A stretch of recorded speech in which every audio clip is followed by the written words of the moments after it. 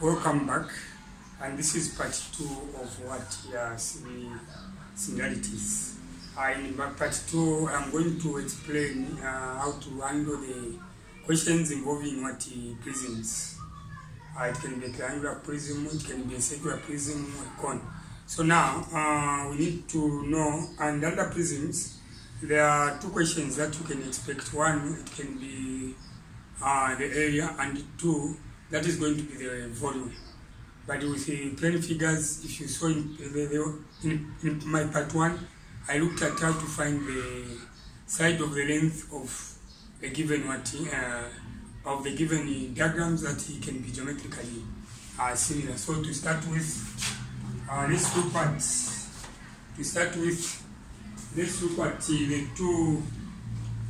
the two prisms, and these 2 prisms are going to be the triangular prisms. So let me explain it this way. If this is the small triangular prism, I'm sure one out there is able to see. This is the triangular prism, so I'm going to give the measurements. This is 90 degrees and this is 90 degrees there. So let me say this is 3 meters and this is 4 meters. Then this is 10 meters.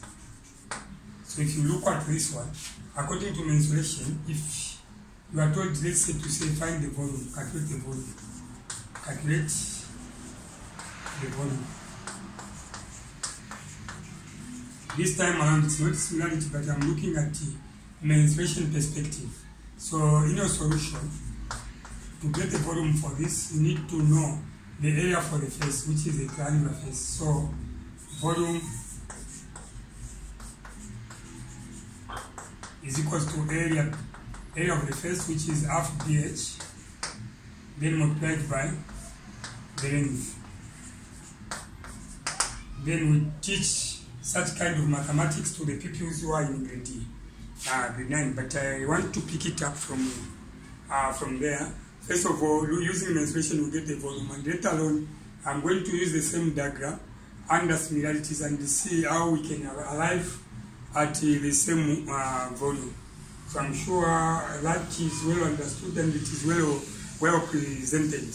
For the viewers out there, I'm sure the way I'm handling the information, now one out there can be able to understand even without asking questions. All you can do, since it is I'm using artificial intelligence to teach, all you need to do, if you are not going to understand, after watching that video for the first time, try to watch it several times, once more, again and again, then that way learning is going to take place. So without wasting much of your time, so getting the volume, for that volume equals half the base of a triangle is a 3, multiplied by the perpendicular height is a 4, then multiplied by the length is a 10. This is 10.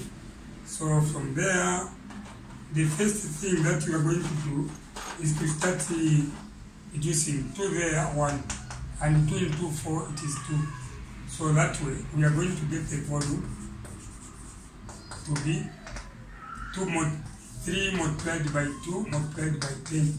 And that way the volume is going to be 3 by 2, 6. By 10 you get 60, and this is going to be 60 cubic meters. The units for your volume is cubic meters. So I'm going to regard this as what? A smaller prism. Smaller prism. Smaller prism in the sense that I'm going to do another prism, which is going to be much times bigger than that. It can be 3 times bigger than that, 4 times bigger than that, 5 times bigger than that, depending on how the diagram is going to be. So here it was calculated the volume, and we have managed to get the volume, and this is mensuration. So now let's look at a diagram that can be geometrically similar to that. This is slightly bigger than the first one. So if you look at that, dotted lines, this is another triangular prism, but if you look at this, depending on the figures, we can tell how much times bigger this one compared to the first one. Mind you, what we are doing is in similarities. In similarities, there is a resemblance. They may look the same, but when it comes to size, one is going to be smaller and the other one is going to be bigger, like the way I've presented them. I'm sure you're able to see that. So suppose we multiply this 4 by 3. If we multiply 4 by 3, what do we have? 4 by 3, it is 12. So this is going to be 12 meters. Then 3 by 3, this is going to be 9 what? Meters. 10 by 3, this is going to be 30 meters in length. I'm sure that is... So now if you look at the two prisms are seen to be geometrically similar. I'm sure that is understood. Let's get the volume for the first one, for the second one again, for the bigger one. How do we get the volume? The first one, the volume is 60. What can be the volume of this, which is 3 times as much as? So let's look at how best we can get the volume. Volume is equal to half the face, half, it's a triangular face, half the base B H, then multiplied by what? The length. There is a reason why there I am using capital letter B and H. And there, if you look at this, I used small letter b and what? H, because there is comparison between the two shapes. Under similarities, we compare. This one is smaller and this is bigger, but their sides change by the same proportion. That you should understand. So when it comes to using the figures in mathematics, you need to be very careful. There, for the small diagram, I'm using small letter b and small letter h there. But for this bigger diagram, I'm using the capital letter B and the small letter b to mean this is what the breadth, this, and this is what the height. So this is what the breadth, small b, and this is what the height, small h. So I have to distinguish because the two diagrams are geometrically similar. So from there, volume for the bigger prism is half multiplied by the base, which is a 9, multiplied by the height, which is a 12. This is a 12. The height is 12 meters. Then multiplied by the length is 30. Then from there, the volume for the bigger one, volume, look at that. 2 there, 1, 2 there, it is 6. So we have 9 by 6 by 30. So the volume, I'm sure 9 by 6 is 54. 9 by 6, 9 by 6. What is missing to make 10 is 1. What is missing is 4. Subtract these two. 9 minus this is 5. Multiply these two. This is 4. So this is 54. So 9 by 6, 54. So we have 54 by what? By 30.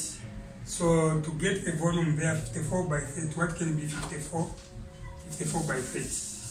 So let's get 54 by 30. What can be the product of 54 by 30? 54 by 30. This is a 0. 3 by 4 is 12. Carry 1. 3 by 5, 15. Plus 1, 16. So this is 1620 cubic meters. So if you forget the product, this is 1,620 cubic meters. That is what the volume for the bigger one. Now, what I've done in my example, this which I've used is mensuration. This is mensuration perspective where we need to calculate like that. But under similarities, you can be taught to say we know that the volume for the smaller one is 60 square meters, and the volume for the bigger one is 20 square meters. This is 1620 square meters for the bigger prism, and for the small prism is 60.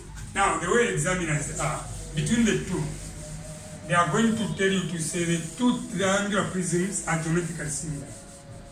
This is how they do it under similarities. They are going to give you the information to say the two triangular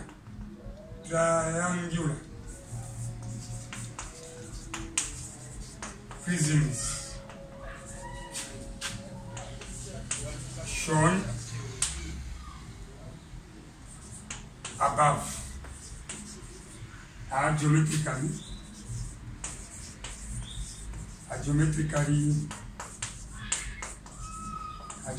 similar. This one and that one, sometimes they can be named A, B, C, D, and D. Okay. So just like that, the two triangular prisms are geometrically similar. Then they will tell you to say if the volume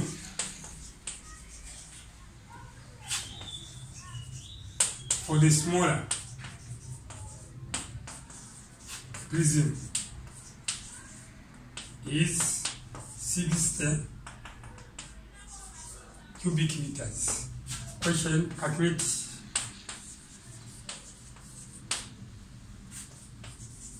the volume of the larger prism.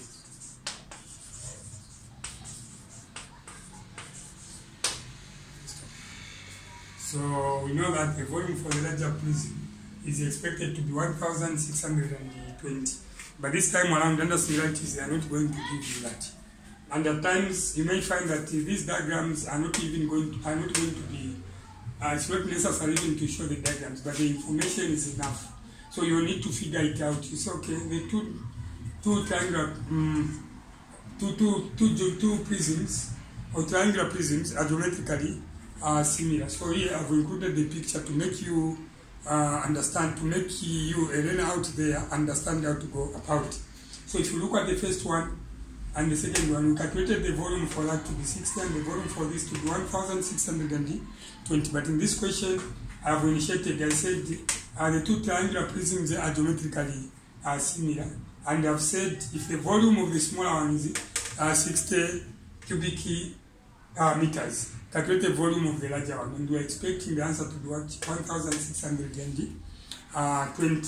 As these were the answers that we listed under mensuration in my examples. So without wasting time, let us see how best we can get the volume of the larger prism if the volume of the smaller one, if the volume for this smaller one is equal to 60 cubic meters for that one.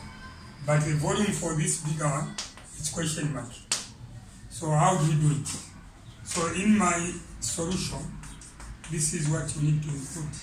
So look at those sides which are corresponding. So if you look at this side, this is the base. You can say base to what? To a big base. There is a big base there, a small base and a big base. From the smaller diagram, you get that base and that base. So here we can get what we call as what? Linear ratio. I'm sure that is understood. This is 3 to what? To 9. And the 3 to 9, when you reduce 3 there, it's 1. 3 there, it is a 3. So the linear ratio is what?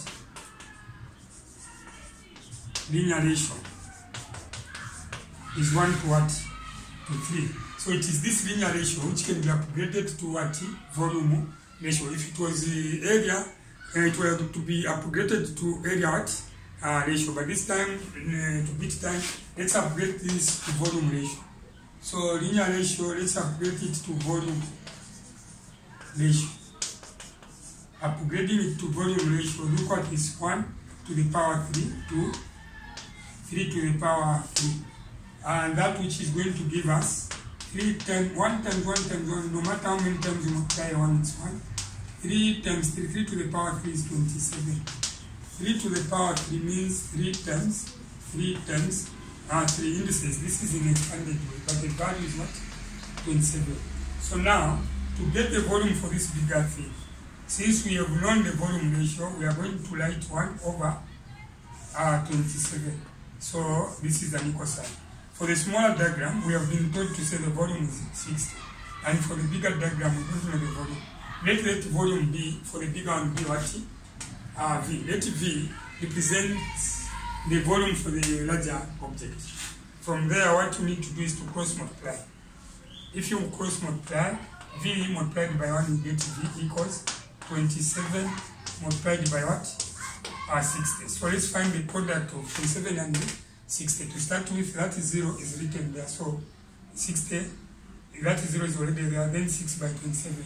So somewhere 6 by 27. 27 by 6. 6 by 7, 42. Carry 4. Then 6 by 2 is 12. 12 plus 4. 12 plus 4. This is 16. 162. So this is 162. And that is 1620 cubic meters. In another development, these examiners are fun. They are going to give you the volume for the bigger object to be 1620, and the big question to find the volume of the smaller object is still, you are going to use the same volume ratio. And at times these examiners can talk about the surface area for the smaller object and ask you to find the surface area for the bigger object. All you need to do is to look at the linear ratio, which is 1/3, upgrade it to area ratio by raising this to the power 2 and that to the power 2. And that is going to be 1 to 9. Then you are going to use that ratio. Remember, this one is in line with the smaller object. So this is for the smaller object is 60, and this 27 is for the larger object. But this is 1/27 is the volume ratio. But for area ratio, it is 1/9. That is for area ratio. This is for the smaller object, small over what, and this is for the bigger object, small over big, like that. That is if the question were to be in line with the area. But if it is linear, you just consider 1/3, and that way you are going to calculate the side of length. There you are going to be given a 4 and a 3, but maybe there a 12 is not going to be given, and you are going to be questioned to find maybe the length marked y. That way you are going to use a linear ratio. And what is this linear ratio all about? The linear ratio is 1 to 3. Let me demonstrate how to calculate what the length. Calculate the length marked y. To calculate the length marked y, this is linear. So what you need to do, you have to look at 3 to 9, the base and the base. So this reduces to 3, there is 1, 3, there is 3. So this is the linear ratio. So now upon getting the linear ratio that way, you are going to write as 1/3. You make it a fraction, 1 to 3. This is a proportion. This is for the smaller object and for the bigger object. For the smaller object, we have the height, which is in line with this to be a 4. This is a 4. Then what is in line with that for the bigger object, it is a 1. And that way a y can be calculated. Y times 1, you get y equals 3 by 4. 3 by 4. And y is equals to what? 12. And this is going to be y equals 12 meters. What I have used is what? The linear ratio. At times they can tell you to say the surface area of the small object is that much, calculate the surface area of the bigger object, or the other way around, the surface area of the larger triangular prism is that much. Then they will question in reverse to calculate the surface area of the smaller object. I'm sure similarities, this is all I prepared for you. I'm sure if you have watched part 1 and this part 2, and similarities, most of the questions that are examined at grade 12, starting from 2016, this is Zambian syllabus, which is a syllabus D. In paper 1, if you search, you find one question examined on similarities. I have some papers, some past examination papers, but I'm not going to cover that in this episode.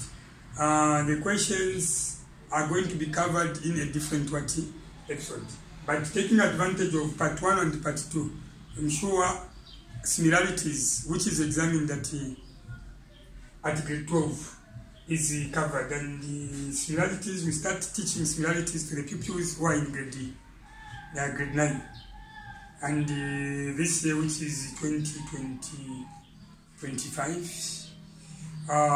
the syllabus is about to phase out. Like for those who are supposed to be in grade 8, this is now called Form 1. But you may find that the content in mathematics of some of these topics I perused in the curriculum or in that syllabus, they are almost the same, even if there are some few changes which have been made in such a way that Form 1 Form 1, there are some number of topics which we used to be taught in grade 11, grade 10. Now, some can be started as early as Form 1, which is a good move by the government, and we need to give support where needed. Thank you very much. This is all I prepared for the viewers under similarities. So if you are watching that using a YouTube video, remember to like that video. Thank you very much.